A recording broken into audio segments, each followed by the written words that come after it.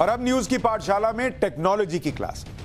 क्या आप सोच सकते हैं कि एक देश में एक ट्रिगर दबे और दूसरे देश में बैठा हुआ दुश्मन ढेर हो जाए? सुनने में अजीब लग सकता है या फिल्मों में ऐसा हो सकता है, लेकिन रियल लाइफ में ऐसा मुमकिन हुआ, और वो भी किलर रोबोट्स के जरिए। इजराइल ने बैठे बैठे इस किलर रोबोट से 1600 किलोमीटर दूर दुश्मन को ढेर कर दिया। इजराइल का यह दुश्मन था ईरान का एक न्यूक्लियर साइंटिस्ट जिसका नाम था मोहसिन फखरी जाहेद। इस नाम के इस साइंटिस्ट की पिछले 27 नवंबर को हत्या हो गई थी, लेकिन खुलासा अब हो रहा है कि इस साइंटिस्ट को एक रिमोट कंट्रोल्ड मशीन गन से मारा गया था। मतलब वहां आदमी था ही नहीं, रिमोट से चल रहा है, और वो रिमोट भी दूसरे देश में, इजराइल में। ये रिमोट कंट्रोल मशीन गन का ट्रिगर ईरान से 1000 मील दूर इजराइल में बैठकर दबाया जा रहा था। और दुनिया में यह अपनी तरह का पहला हमला है जिसमें ऑन द स्पॉट कोई इंसान बिना शामिल हुए, एक तरह का रोबोट कह लीजिए, जो किसी की हत्या कर रहा है। लेकिन यह सब कैसे किया गया, इसे बारीकी से समझने की जरूरत है। यह किसी हॉलीवुड फिल्म में जो कहानी होती है उससे कम नहीं है। और कहानी क्या है? पिछले साल नवंबर में ईरान का परमाणु वैज्ञानिक मोहसिन परिवार के साथ छुट्टियां मनाकर अपने घर लौट रहा था। इसके खात्मे के लिए इजराइल ने आर्टिफिशियल इंटेलिजेंस का इस्तेमाल किया। कंप्यूटर से चलने वाली मशीन गन को लावारिस ट्रक में फिट किया गया। सोचिए कितनी फिल्मी कहानी है। इसे ही किलर रोबोट कहा जा रहा है। फिर लावारिस ट्रक को उस रास्ते में खड़ा कर दिया गया। फिल्म में नहीं होता कि हीरो इधर से गुजरने वाला है और एक ट्रक खड़ी है और उसके नीचे एक आदमी जो है उसका चक्का उक्का बदल रहा है। तो रास्ते में एक लावारिस ट्रक खड़ी थी जहां से मोहसिन की कार को निकलना था। मोहसिन के काफिले में एक सिक्योरिटी कार आगे थी, 2 पीछे थी, बीच में उसकी कार थी। ट्रक में Belgium made FN Mag robotic machine gun लगी हुई थी। ट्रक में कैमरे लगे हुए थे, साथ ही विस्फोटक भी था। सैटेलाइट की मदद से हजारों मील दूर से मशीन गन का ट्रिगर दबाया जाना था। वैज्ञानिक मोहसिन ने अपने शहर जाने के लिए हाईवे से एक जगह यू टर्न लिया।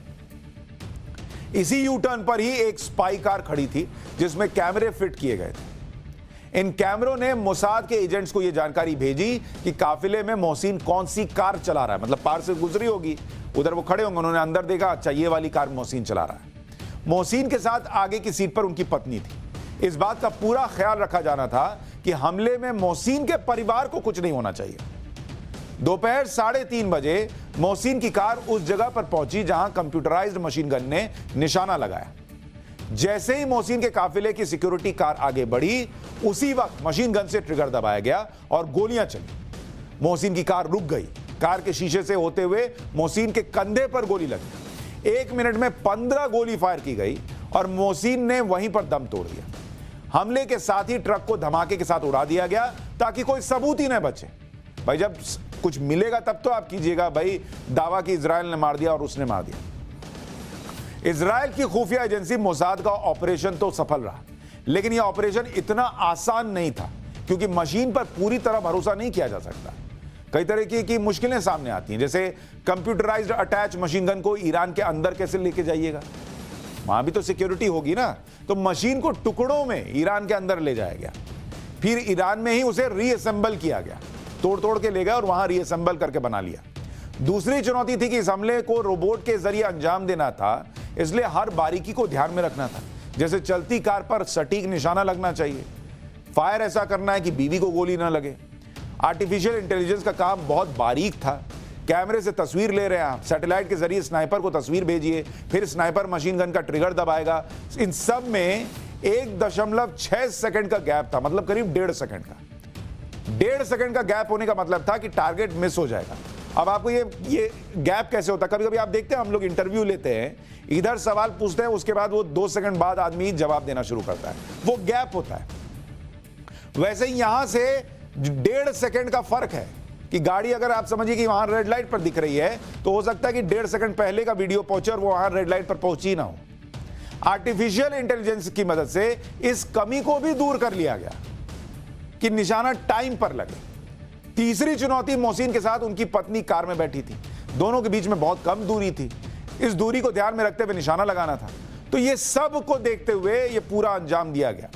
15-16 सालों से इजराइल की खुफिया एजेंसी मोहसिन को मारने का प्लान बना रही थी। कई बार हमले की प्लानिंग भी हुई, लेकिन कामयाबी नहीं मिली। अमेरिका और इजराइल दोनों के निशाने पर मोहसिन था, लेकिन मोहसिन की हत्या क्यों की गई, यह भी आपको जानना चाहिए। पहली वजह, मोहसिन को ईरान के परमाणु प्रोग्राम का जनक माना जाता था। उनकी मौत का मतलब था कि ईरान के कथित अवैध परमाणु प्रोग्राम को झटका लगा। दूसरी वजह, इजरायली खुफिया एजेंसीज उसे 2003 में बंद किए ईरान के परमाणु बम प्रोग्राम अमाद का सीक्रेट लीडर मानती आई थी। तीसरी वजह यह थी हत्या की कि मोहसिन ही था जो ईरान के परमाणु प्रोग्राम को ऊर्जा की जगह हथियार के तौर पर इस्तेमाल करने के लायक बना रहा था। चौथी वजह, इजराइल को पता था कि अगर बाइडेन सत्ता में आएंगे तो ईरान से परमाणु समझौते पर फिर से बात शुरू करेंगे। ऐसे में मोहसिन की हत्या कर इजराइल ईरान के परमाणु प्रोग्राम को रोकना चाहता था और वो उसने कर दिया। अब हम एक छोटे से ब्रेक के लिए रुक रहे हैं और ब्रेक के उस पार एक और बहुत जरूरी क्लास आपके लिए लेकर आऊंगा।